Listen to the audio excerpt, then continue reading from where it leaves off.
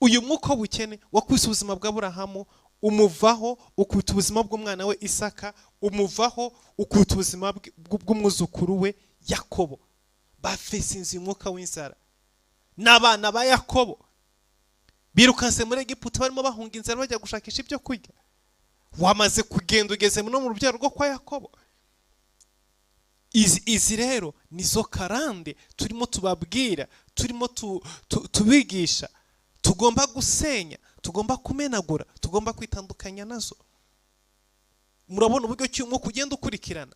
Abantu mukuri pe barakora, abantu mukuri babona umugisha, abantu mukuri baratunga, bagera ku butunzi ndetse bwa bundi buri kuri top, bwa bundi buri hejuru cyane, bwa bundi burenze ubukene ubwo umuntu akenera mu buzima.